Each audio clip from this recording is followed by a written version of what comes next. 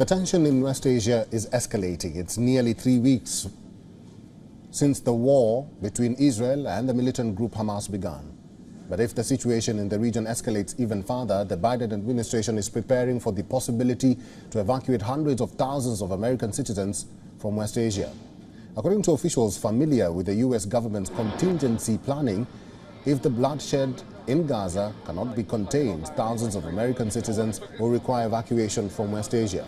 The officials, speaking on the condition of anonymity, said Americans living in Israel and neighboring Lebanon are of particular concern, though they stressed that an evacuation of that magnitude is considered a worst-case scenario and that other outcomes are seen as more likely. According to State Department estimates, there are about 600,000 U.S. citizens in Israel and another 86,000 believed to be in Lebanon.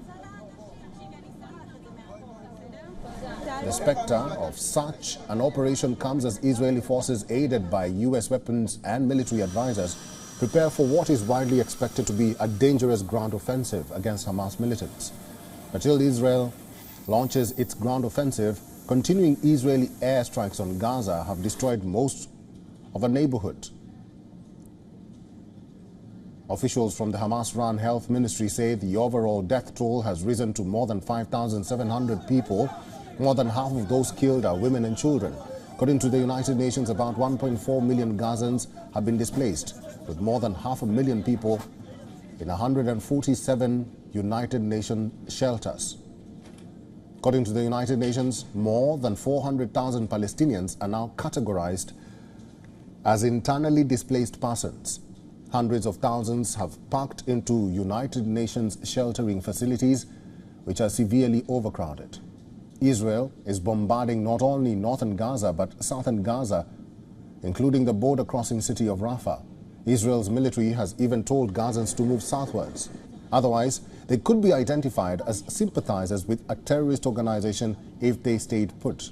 But even if these people moved southwards, many families who left Gaza to the south say they have lost relatives during the Israeli airstrikes in southern Gaza, although Israel says it did not target civilians.